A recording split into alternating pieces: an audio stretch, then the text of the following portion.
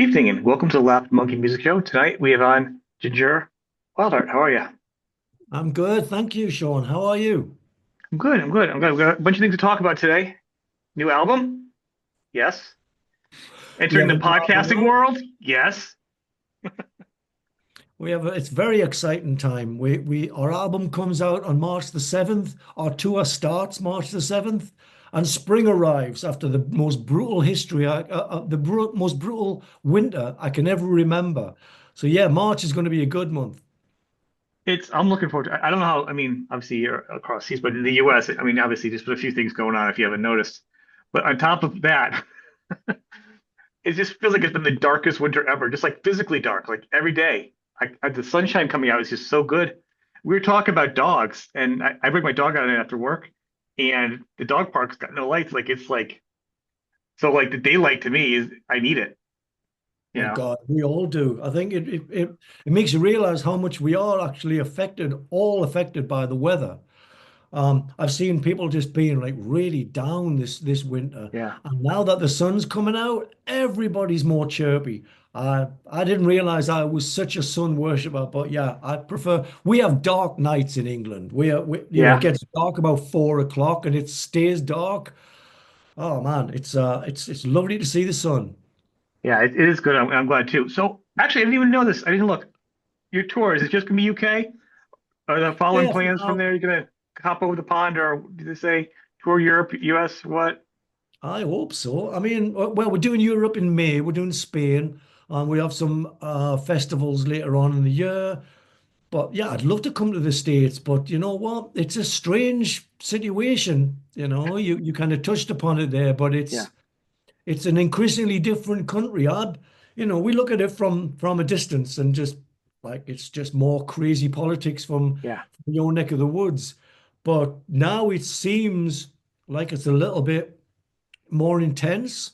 Yeah. It is going It to is. affect things literally. It's all for a long time. It's been hard to get visas to come and play.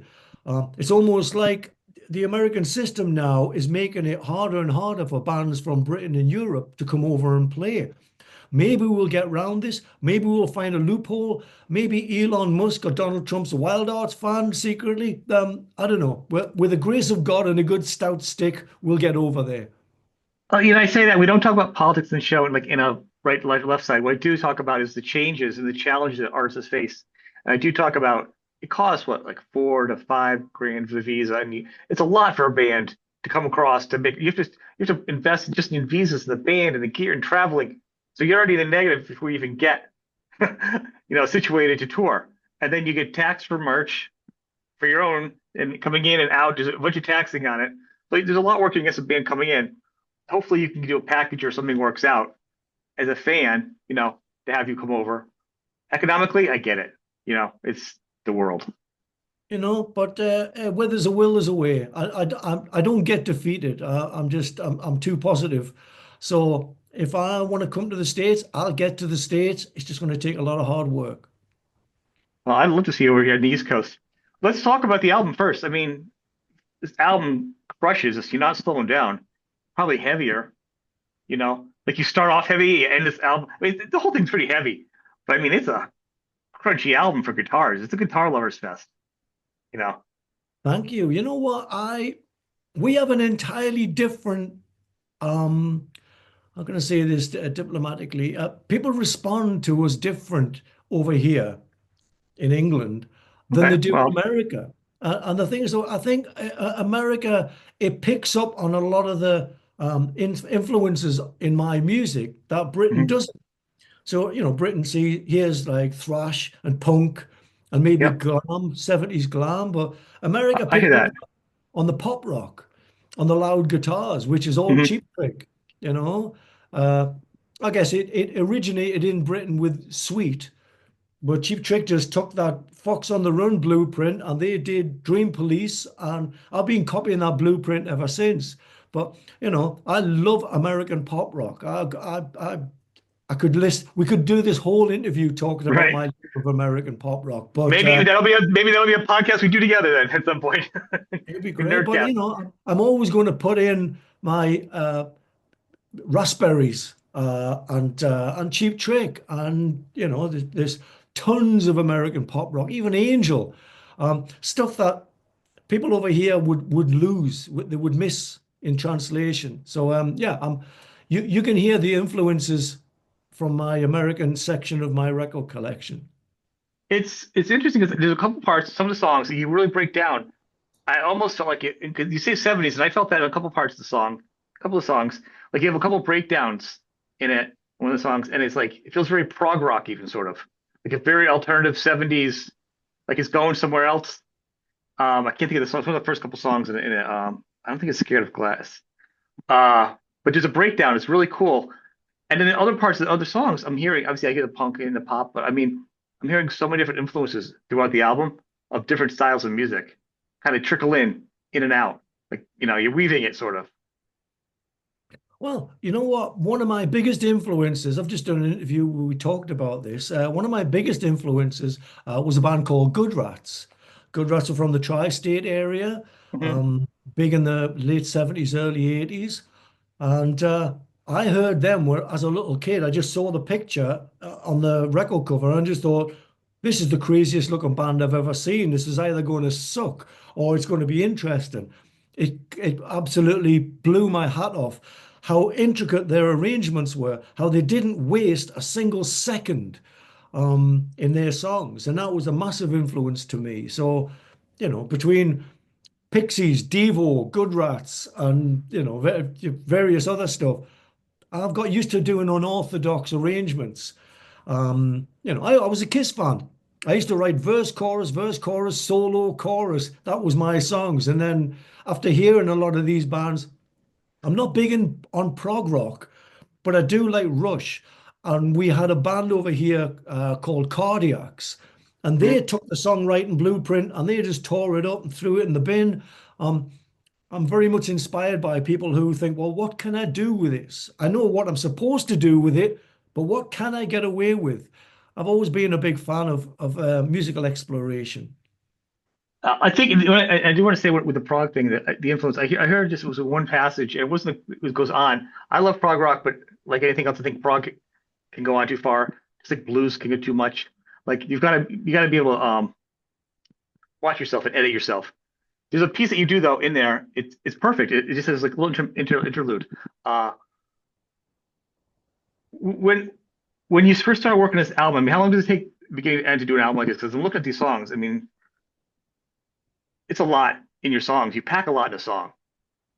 You know. Yeah, yeah, I've had a good education. I, I mean, the songs really do come quite organically. I write songs while I'm walking. I write songs while I'm doing things. I never write songs sitting over a guitar waiting for a song to come out. I write songs when I'm inspired, when I'm aligned with the environment. In my case, my natural place is being in nature. So this, I've never had a problem writing. I don't understand Mhm. how musical artists do have a problem writing. You just got to access that same inspiration as you had when you were a kid. If anything, writing should be easier because you can write about the same stuff 10 years later and have a completely different view of it. That's why I'm not one for nostalgia because it had its time and place. I realize that it means a lot to people, but usually it means a lot to people because of the life they were living and not really the music Right. we were making. They miss their youth, they miss their hair, whatever it is. No, no, Um, that's exactly what it is. I think when people stop, they go to college or go off to their jobs or whatever. It's that time period, the end of it's usually like the end of high school, college, young, 10, 20 years, and it freezes for them. And then they go off to get, kids or marriage or jobs, and like everything vanishes for them. And they hold on to that one moment. And then maybe they get older, like now, I'm gonna be 55. Your kids are getting older, like you get to spend more money. Then they go back and celebrate. And I think that's why rock is having a revival also, because of the age group. rock is having You a know what I mean? revival, is that what you're I, telling me? I think so. I'm more positive. I don't ever think it's died. I think it's doing a lot better now, though. Look around you. Look at all the cruises, the boats, this, that. I think it's a lot more positive right now than it's been in a long time. It's again, I've been in this business a long time, and I've seen people say, "Oh, guitars are over." I've seen that one about 3 times. Guitars are over. There Oh, ain't I've no. never believed that, but I'm just saying, I just think it's commercially, I think you guys are doing, rock's doing a little bit better now. Yeah, but I think rock music's classic. It's like cars or guitars or horror films. It's here to stay. Can't get rid of it. You know, No, trends come and trends go, but rock music is a foundation for society. It's a sound of a Friday night. I mean, until they invent something better than rock music, it'll never go. It'll get underground and then it'll raise its head again. But a good rock band, loud guitars, going to a gig, I getting sweaty, it doesn't get better. no, they can't invent anything better than rock. But I think one of the things that's helped it is stuff like this, like podcasts and internet radio. The more that people can do what they want instead of being stuck in the corporate world, what the fans want, they control their own shows. Do it yourself. Like in the days when you make the flyers and the pamphlets, get the word out there. You know what I'm saying? Rock is really Oh, fan based and community. And I think because there's more things you can do community wise, I think that's why it's a little more support. Is what I'm saying. Were you? absolutely. And young kids, I mean, I got kids myself. I mean, my son is 16 now, my youngest, and there is no generation gap now. He's always listened to my records. He loves AC/DC, Ramones. I mean, as far as he's concerned, it never got better than that. It's just that good. Early Metallica. He's just like that. This is great stuff. He Yeah, educates me on new stuff that's happening. The age barrier I don't think exists anymore. And one of the more refreshing things about rock music is age itself isn't such a drawback. A yeah, guy used to be a time where actors could get older and they kind of grew into their face, grew into their character. Jack Nicholson, people like that. I think yeah. that's happening with musicians now, especially that we're losing a lot of musicians. We lost Lemmy. We lost Tom Petty. I mean, Prince. We're losing a lot of people. Ozzy's not going to be there forever. What, I we, can't we believe he's need still here. we need some storytellers. We need some people with some scars and some Yeah, bad tattoos. I mean, we need that character. And I think that's why I still get like, I still get people taking me seriously because my story, if it was in a book, it would be listed in the fiction section of a bookshop. People would never don't believe half of the shit that's happened to me. But I'm from a generation where stuff did happen to you. It wasn't the TikTok generation. You got in the back of a van. You went to a gig. You met girls there. You got in fights. You behaved disgracefully. Those days seem to be gone. But a good time is timeless. It's never going to get old having a good time. And I just love seeing that, young people are getting into rock music because, yeah, yeah. it is good. We know that. We invented it. I totally agree 100% with you. And I think I always say like if you're a real rock band and you do these things, people have to stop doing the TikTok and the Instagram. You can don't show up to your guitar on the beach. Can you fill a club? Yeah, you got 100,000 followers. Can you fill one club in your town? Let's see what your metal is worth. What can you do with your music? Those two are overlapping in a weird way, and hopefully the social thing will kind of crush down, and we can go back to people doing real things again, performances. That's what the numbers are. This ridiculous stuff like that. Like an artist like you, I'm sure at one point, if you want to get representative, they're like, "What are your numbers at?" I know a lot of artists that have done fantastic things like you and done all these records and everything, and for years. And then these young PR guys like, what are your TikTok? What are your Instagram numbers? And you're like, what? You know what albums I've done? You know what I've toured? You know what I've done? You know what I mean? I'm sure. Honestly, it's bizarre because my oldest is in his early 20s and he tries to tell me how things are now. Well, it's a TikTok generation. You got to put all your information in the first 30 seconds of a song, otherwise people aren't going to listen to a whole song, let alone a whole album. And I'm like, hey, fair enough. I like change. I embrace change, but the jury's out on whether this is going to last. Now, I'll tell you that there's a way that we used to do it in old school. You get in the back of a van, you hone your craft on stage, you make fans one person at a time. They tell more people and they stay Yeah. with you for life. Now, I've been doing this for a long time, and we're three generations in now. People met each other at a Wildhearts gig, had a kid, they grew up listening to the Wildhearts. They're having kids now. That's the old school grassroots way of doing it, but it's been proven to work if you work hard. TikTok generation, I don't know. They could get the world one day, and then it's a transient audience that Yeah. might just leave them and move on to something else the next day. Old school way, you get fans and you keep them. You treat them well. You give them quality material. I've yet to see an argument that can challenge that. The biggest change I would say, I agree, and I think like for me, cassettes, Earth versus Wild Hearts, cassette is where I started. Next big change, I probably had your other ones on CD. Next big change, I may stream some stuff. Those are the biggest changes for me. I'm still there for the Wild Hearts through all the years. So it's about developing your fan base. I like the fact in this album. I mean, you always do this, but we can talk about this album more. The production is fantastic. Who's doing that? The production because the sound is you're captured. You know. Uh, it's an amazing guy called Jim Pinder, and it's mixed by Jim and a guy called Carl Bone. Now these guys have done "Bring Me the Horizon," "Bullet for My Valentine," and most recently "Sleep Token." Okay. So they've done a lot of. These guys make successful records. I just make lots of records, but they make successful records, and there's no secret why, because they're really, really good. I've done things independent for a long time and I've had to do things by necessity myself. Yeah. Nothing brings me more pleasure than handing it to professionals and just saying, "Can you just make a great job of this?" And they go, "Yeah, that's what I do." So yeah, the people responsible for the sound are Carl and Jim. They're magicians. Always say, I think they honor the music and they just kind of bring it out more for people. You know, through the production. But I think it's all the songwriting anyhow, and the passion, the feeling. And I think that's the energy. I think they're transferring the energy you feel the songs actually into the music. I think that's where something else get lost in between with the band is and the energy to the fans on the however it's being listened to. Well, that's a great producer. That's why I love working with Jim Pinder, and I'd like to work with him, for the rest of my life because he makes a great studio environment. Now, when you got really good players and you got a really good vibe and everyone's, the energy's up, everyone's positive, you get the best results. I mean, all this talk about friction makes better records. It's absolute bullshit, especially if you have a main writer and everyone else is just creating friction.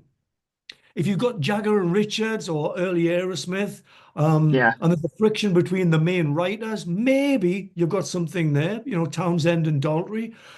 But when you've got one writer and a bunch of people making friction, there ain't a good vibe. So we got rid of Right. all of that this time.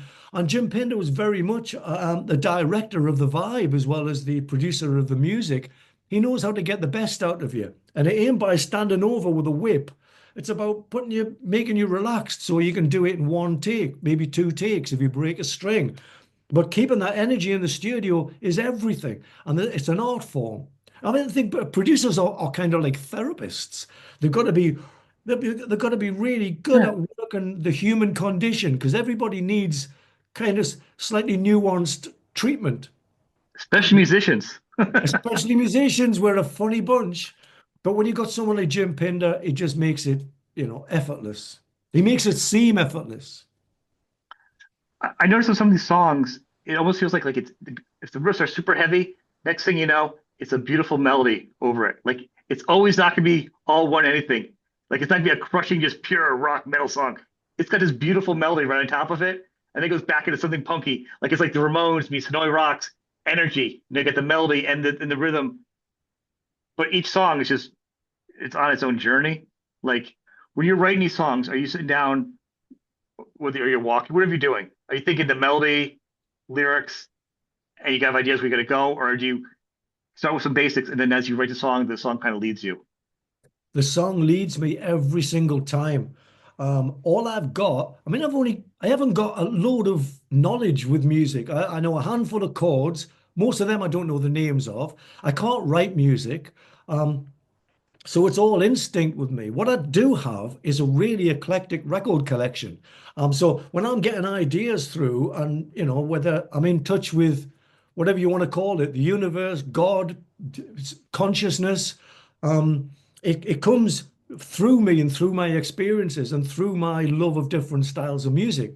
So I don't think I could write in one style if there was a gun against my head.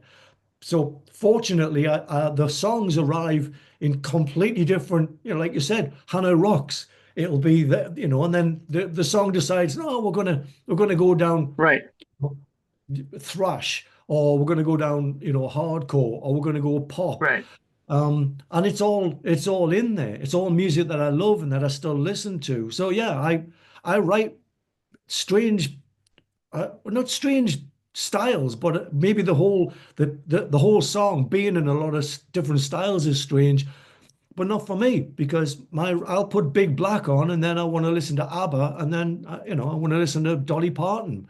Makes no difference to me. It's just music I like. I like that. I've always been like that. So like the fact that the world's kind of everyone's kind of doing that now, like listen to other types of music. It's much easier for someone like me who listens to so much fast stuff back early on. I'm like, it was a lot harder. Um, and then I do want to say when I say like the Ramones or Hanoi Rocks, I don't mean you sound like them. It's the energy and it's the vibe of them, the melody over a rock song for Hanoi Rocks, the punkiness of the Ramones. No, I'm just the people that are listening because this album, I don't want to classify it and be like it sounds like this because it doesn't. It's well produced, beautiful guitars, great melodies. The hooks are there, but they're not like it's not top 40 pop. It's just good rock pop songs. There's a lot of left turns in it, you know. It's really something you got to Okay. experience, and you have to wear headphones to listen to it the first time. You can't just listen to it through a crappy computer one speaker. You need to wear headphones or earbuds or something, you know. I think so. I mean, again, it goes right back to first time I heard Ramones.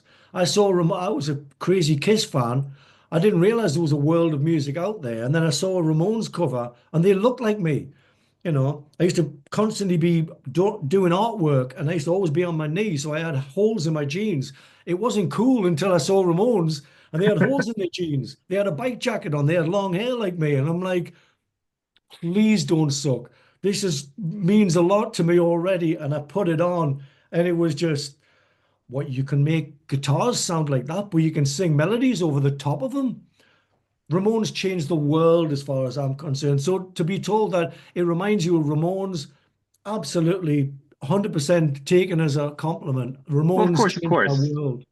Well, I do want to say, but I do want to say that sometimes people when they interview people, they say compare songs like it's this and this. I'm not classifying it because I don't think it's fair for an artist. Like definitely, the energy of what excited me with the Ramones is the same thing that excites me about this. That's the wheelhouse for me. I do also want to say I miss the days because I used to say things that I pick up an album cover. I'm like, this is a good album cover, and I'd be like, oh, don't suck, don't suck. It'd be like these great album covers, and you bring the vinyl home because you didn't know what you're gonna get. It wasn't like nowadays when you're like 30 seconds, swipe, swipe, swipe. I'm like, you're investing in this album $4, $7, $8, $10. Depends on what timeline we're talking about. You got the artwork and the open up's got all the pages and they're a tour, all the photos on it. You listen to the album, it's an adventure. It's a whole, you know what I mean? Oh my And now God. it was Well, an afternoon, before an event. when everything was back on 12-inch vinyl, and it is again now, I got a but bunch, you bought an album based on the cover. You played that album. You didn't just listen top to to it once bottom. on Spotify. You played that album back to back. Man, I used to buy a lot of albums on the covers, even in bargain bins. I played that album 3 times, even if I didn't like it. I listened to it three Yeah, times to make sure that I didn't like it. And that used to happen a lot. But then you'd happen upon something like Good Rats, or Angel, or The Babies, or something like that. yeah. It was cheap enough to take a chance on, and you'd listen to it and be like, man, this makes it all worthwhile. All of that scouring through records to try and find something that you could afford, but something that was great. You can still find great music, but I don't think people want to work hard enough to find it. So Yes. unless it's being, you listen to this on Spotify, you'll probably like that. It's, are people willing to put, like anything, if you're willing to put the work in, that's where the benefits, that's where the dividends exist. Same with music. When people tell me there's no great music, I'm like, you just ain't looking hard enough. I find great music all the time. It's still in really good hands. It is, and I think like this, with this album and why I do a podcast, not I don't make money doing it. It's about promoting albums that only I like. When it come to me, if I like it, I'm gonna promote it. So it's kind of like trying to keep the flag up there. But to me, it's still I'll still go to the record bargain bins. I'm still a record guy, and that's the excitement. I get so much music sent to me, but man, what's exciting is to find a scratched up version of a record I didn't have from the '70s or the '80s or '90s, whatever. And not talking the 15 layer records now. They're like $45. I'm talking about finding just a decent version of an older album that was like made, you know, and that's the excitement. It was the ceremony of opening it up. It's the adventure of finding it and then getting it and then sitting down and listen to it. and reading the lyrics and looking at the pictures and actually taking a break from the rest of the world and focusing on the music. Now, if I hear Especially something the streaming in the lyrics. car, I have traffic, I got this, I'm going to work. You know what I mean? There's so much else going on. You're not focusing on just the music, and it's you can it's almost like you can throw it away, you know, or you know what I mean? People don't pay a lot of attention to lyrics. I mean, I'm really, since people have been listening to this album, and I've been sitting on this album for quite a while, but people are finally listening to it, and a lot of people are picking up on the lyrics.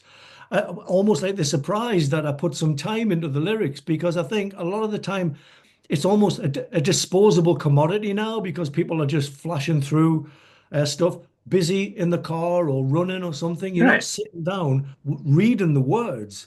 And that, I mean, I think we were spoilt, my generation, because you had to do that. And before, and I got into a new band, I didn't know how many albums they had. There was no, Google, there was no Right. Wikipedia. So you had to just keep going out every weekend with your pennies and seeing if there was another album in there. My God, that was like, finding treasure every single weekend that you went out. I still got the same mentality now. If I fall in love with a band, and I do all the time, and I find out that they've got a back catalogue, oh, that feels just the same as falling in Yes. love with a person because it's that feeling of loving something. I fall in love a lot. I get obsessed a lot, but I still have that. I need to do some research. I need to look into what's going on with this band. I think if people did a little bit more than that, they'd improve their record collection or what they listen to a millionfold. I have the same. I'm guilty of the same thing. Believe me, my wife would tell you that too. I think the reward is if by doing that, you're actually taking a break from the rest of everything else in the world, and you're giving your brain a break. So And the thing with what's your last obsession? Educate me. What's the band that you've been obsessed with lately? lately, oh, it's hard because you know what I've been doing lately is with the show. I get so much music sent now. If I like it, I'll go back and listen to something I haven't heard. Like there's like two or three albums of yours I hadn't heard, but when this came back, I heard this album. I went back and there's like two other albums I hadn't heard. So my a lot of my time I find listening to that band I want to hear. So it'll be you. But for obsessions, I'd have to think about that one on the spot. I do have some The Obsessed I've been listening to a lot lately. And anything Wino's done, because he has a huge catalog of other music he's done. Um, I did something. I went through a phase with the Air Supply. Air Supply. I love a good melody. I'm a sucker for a good pop song. You know, Oh, me too. Me too. I mean, ABBA and ABBA, same thing. You know, this is what it's all about. You spreading the word, spreading the gift of music. It all comes down to your love for it. I think, yeah, if people don't have that relationship with music, well, they're not really helping the sport very much, you right. know. And I'm all about spreading the word. My latest obsession, or my most recent obsession, has been going on a while now, is a band from Canada called the New Pornographers. I'd never heard them. It's Oh, a you kind of hadn't? thing that would put you off. But my God, it's such amazing, complex pop rock. It's fascinating, and the thing about falling in love with a band, you hear a song and you go, oh, I've got to listen to the album. You listen to the album and you're like, they've got a bunch of albums. I don't even know if I've heard my favorite song or my favorite album by Yeah. these guys. And the New Pornographers, excuse me, are one of those bands where there's just so much quality. So that's my tip for the top. Well, that's good. I mean, with that's I always say that's my guilty thing is with this show. The good thing is I can, I'm like, oh, I like the Wildhearts. So like hearing a new album early is like a Christmas gift. First off, I'm like, oh, whether is there albums I've missed because there's just so much coming at me all the time because of the show that I used to obsess like you because I didn't have any other commitments, so I could just go like stacks of records and stuff like that. So now it's obsessing. But now I also do things like my kids will be like, they'll talk about some pop artists or people are ragging on like Taylor Swift. I'm like, I don't even know if I know a Taylor Swift song. I know it by hearing it on the radio, but don't know it. So I'll go back and listen to it just so I know it. I won't listen to it afterwards, but I will go back so I'm knowledgeable or other pop stuff. I mean, my wife's been turning me on to some new music, so it's definitely important and definitely want to wave the flag. And I think the Wildhearts, is the rock, the original rock groups are going down. and you're leading the pack. I mean, it really is. The down and dirty Yeah. rock is going. My golden hour might still be there, by virtue of we're running out of bands, we're running out of storytellers. But I think the ultimate punchline would be, for me to get any sort of success at my age, because it gives a lot of hope for anyone who's over 45. And yeah, Yeah. as people know in this business, they want you to go and live in a field after you get to a certain age because you haven't got the cheekbones or whatever. Quality is quality, and I think once people get used to the idea that, oh, there is great music out there, I don't think age is going to be relevant at all. I've noticed it's changed. There are people that I talked to that were like, I remember like I talked to Angry Anderson on Rose at Two Lot. That's a big band I love a lot. And he's as old as my grandfather was, and my grandfather could barely move. And Angry's out there performing on stage, and his voice is top notch still. Like, so I'm like, it's a different world. You know what I mean? Growing up, you're like, I don't want to get old. Like, if I sound as good as him, man, and it's what I'm saying, just there's just no rules anymore, you know? Well, I mean, let's face it, it's still quite a young world. We invented the term teenager in the 60s. So before that, you just went from young to old. And the rules are changing all the time. But because of diet and exercise, 60 is the new 40. But there's no Yeah. reason why you should get out of shape and not be able to keep it up. Especially old school guys who proved it on stage. You cannot do this if you're out of shape. You really no, No. you can't do it well if you're out of shape. But a lot of those people that I sort of Sparks are still making records now. They're Mhm. still relevant, even more so now. Robin Zander can still sing, anyone else out of the room. That's These guys are people that pride themselves on being good, not just being popular. And I think that's the big difference. It's like the old school guys, they're teaching the young school guys how to do this long term. Who knows Yep. if, I mean, people are dropping like flies now, young guys and old guys. There just seems to be this kind of, music's not important enough to keep going. So hopefully that's going to be the saving grace for a lot of young musicians is they know that you're not just in here for 5 minutes. You can do this your whole life. It's you got to take care of yourself. I think also there's less getting destroyed and wrecked and coming and messing up. To be the rock star all messed up. You can have fun, but you don't want to ruin the gig for everybody else. Those days have gone. Now you got professional musicians, younger ones, they're kind of coming in and just rocking it and doing a good job. But I would say even with like an album like this, if I was a teenager and I heard this album, I'm like, oh, is this album in particular? These guys got to be like 18, 19 years old. The energy on this album. You know what I'm The saying? And you energy would probably is, say the same thing. But now, I mean, well, like as I'm 55, you're probably just a couple years older than me. I'm like, that's not the age group that I thought you could do anything at that point. Like at that point, it was already like, I don't know, old folks home. Like to me, I feel at 55, I should be like Logan's Run. Remember that movie? yeah, I do. Looks like 30 years old or something, and they get the thing in your hand. That's it. You're done. You're too old.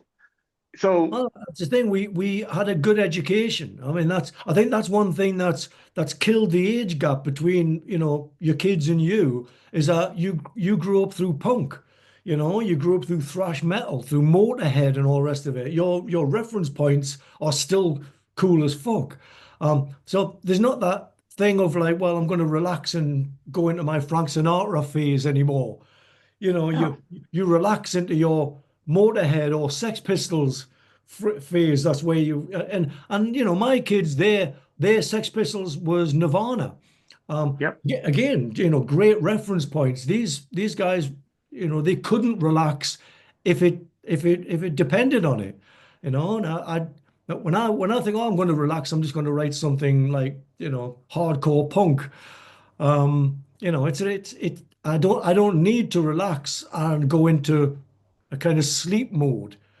I'm still I still love it loud. I still love to rock. It's never going to You change. are an anomaly where, I mean, a lot of musicians don't know all the chords or can't write, or like a lot of things that you think that musicians know, like growing up, they would be like, yeah, they know all the music and this and that. Most musicians can't read music, can't do a lot of those things, but it's all from the heart they're writing, and their vocals are unique, and it's passion and it's hard work and it's sweat, and those are usually the best bands. But you've never had a lot, because you talk about you don't have a hard time writing songs. I mean, an album like this would be a lot for somebody. at this point in their career. Some people just get like 10 songs out of them and then they're dry for like 4 years. Some people struggle. Like the fact you don't, it's kind of a gift, you know? People Well, would I love to think write like you. I think a lot of it is I don't think success is very good for musicians. You Mm, know, it obviously feels good at the time getting all this money, and then what do you do with your money? You sit on your ass and you spend it. I think that hand to mouth thing is it's a catalyst to at least more direct music, but more personal music. You're not just fulfilling a contractual obligation. You've got to do another album. So I think I've seen success destroy so many musicians. And there's a lot of people that get in this for success. Again, I think it's down to your record collection. It wasn't by design, but I used to get into bands that were quite modest. The biggest bands I liked were Ramones and Motorhead. I got into a lot of bands like Jason and the Scorchers and Long Riders and Tex and the Horseheads and Soul Asylum, who got bigger, but replacements. Bands who were playing similar sized places to what we play, but they were making a lot of records because they didn't have the luxury of taking 3 years off, um, and longer in a lot of bands' cases. But I think that that success and the money and the adulation, it's not it's diluting you. It's putting your fire out in a lot of respects. And also, musicians aren't very good at looking after themselves. So you give a musician tons of money, it's not going to go on health farms and good right. diet. And you see them, the Chester Benningtons and the Chris Cornells, people that look like they had everything, and they still got a lot of unresolved problems that no one's looking at, and their success isn't making better. So yeah, I think success is usually the kiss of death to a lot of musicians. That's fair. I think it does. I mean, not enough success kind of can be defeated too, but you've actually been able to write consistently good music though. And I think the point is there are some bands that success or not, they've had a couple albums in them, and then everything becomes regurgitated. It's not that they're doing the same thing. It's like literally there's just something missing. The heart is missing from it. Um, so I do want to say, so this album, Satanic Rises Wild Hearts, is coming out in so it's March 7th. I want to take a minute. I said something. I've listened to this album a bunch of times. It's really good. I love it. And I'm a Wild Hearts fan anyhow. That's why I had you on. I jumped at the chance to help promote this album. You have a podcast though, and I do want to end on that note so people can go over and check out your podcast and support you. You know, you've got a lot to say. I do. I talk a lot of crap and people seem to like it. I would say that people should go to my Patreon page, but it's been hacked. It's just disappeared. But it's on YouTube. If you just put Ask Ginger in Google, you'll get my podcast somewhere or other. Okay. It's someone with a lot of experience and a lot of strange experiences as well. My life is a crazy kind of, it's like one of those old sailor stories where they've been all around the world and got into so many different scrapes. Yeah. When I talk about my experiences, a lot of them are hard to believe because they're so bizarre, and then a lot of them are based on mental health, my mental health struggles. And if my experience and my struggles in mental health can help someone else, I find that that is a good reason for having a podcast in itself. If you can make one person's life a little bit easier or give someone a little bit of hope, that's reason enough to be alive as far as I'm See, concerned. And so and that that is your success right there. People don't usually go I into think so. podcasting with that. No, but you know what I'm saying?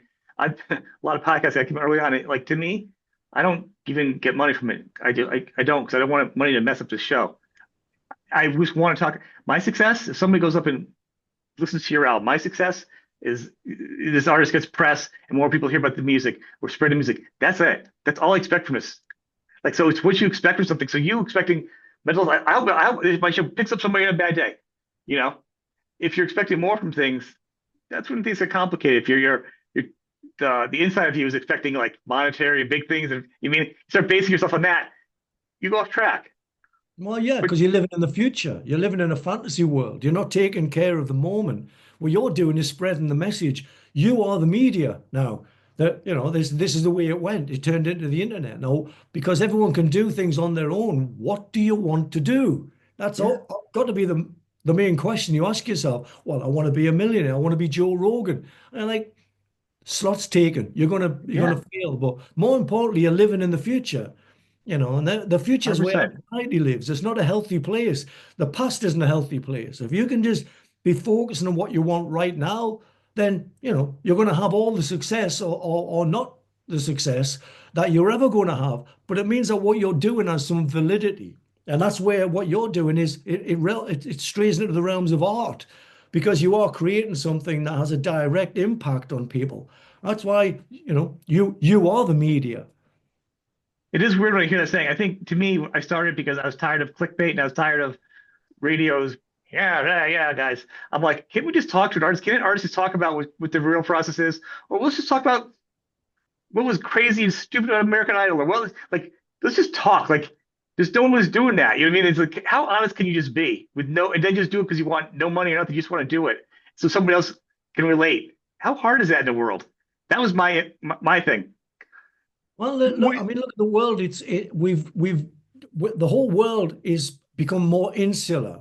We're not working as a society. We're not working as a species. We're kind of gone back to just looking after yourself. yeah. Communication is a problem now.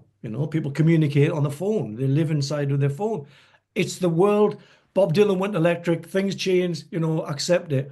Well, But we should blame that on him, the phone, because he went electric. If he had stayed acoustic, we yeah, wouldn't have all gone to the phone. there's probably people still complaining about that. I But know, embracing right? embracing change. But change is healthy, but it doesn't have to change your approach and the Right. reasons for you doing it.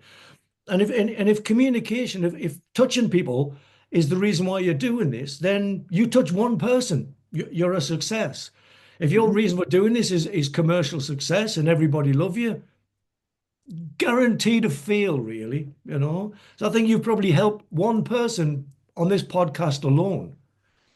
I hope so. I mean, I literally took the money out of this. I don't even get money from it through YouTube. It's not worth it for me to deal with them because then I'm focusing on something different, and then that's just crap to me. It's not what rock and roll's about to me. It's about No, supporting this is real. The it's Satanic Rise of Wildhearts, it's just an album you can listen to, you can rock out. It's gonna make you feel good when you're sad. It's gonna make you go crazy when you're just in your car or something. That's what it's about. It's rock and roll, man. Um, it's on about your whatever pod, it does to you. yeah, That's the message, is whatever it does to you. You might like living in the countryside. You might living in the city. Whatever it does to you, that's the message. That's the connection. We all just want to belong. We all just want to connect with something.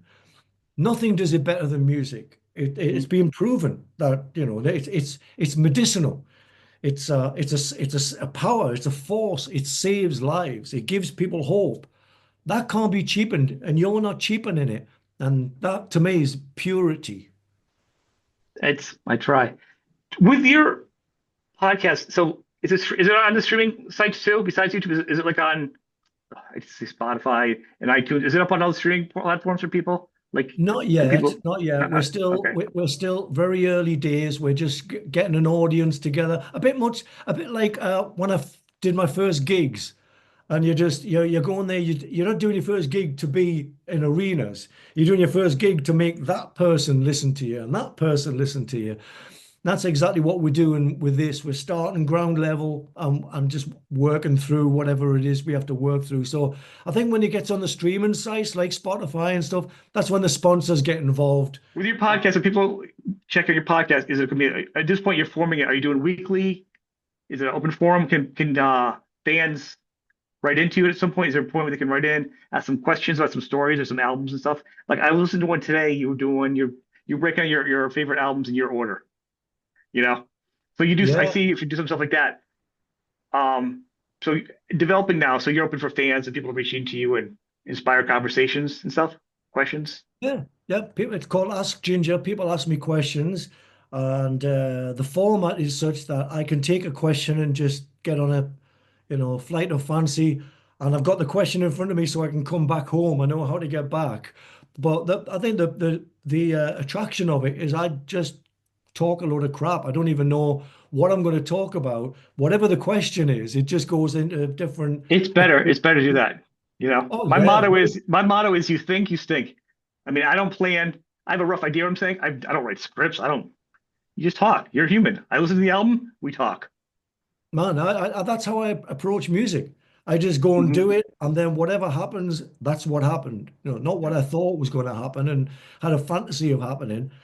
It's just again living in the moment, just jumping off, Yeah. and hoping that you can fly before you hit the ground. But that's where the magic is in the fear, in the unknown. That's where the magic is. It is exciting. It's an exciting field to do, especially between other things. Um, so I want to thank you, people. March 7th. I got to look down at it. Satanic Rites, because it feels weird to say Satanic Rites and Wildhearts. Say Satan and Wildhearts together, because you're such a tongue-in-cheek fun band. But its title is from a movie, so it's once again it's still kind of tongue-in-cheek with your sense Yeah. of humor, your dark humor. March 7th. It's a great album. And Ginger, thanks for being on the show. I'd like to have you back again down the road, and we'll talk some more. All right. Thank you Thank so you. much, Sean. Thank you for your Thank you. support. Thank you. All Cheers, right. mate.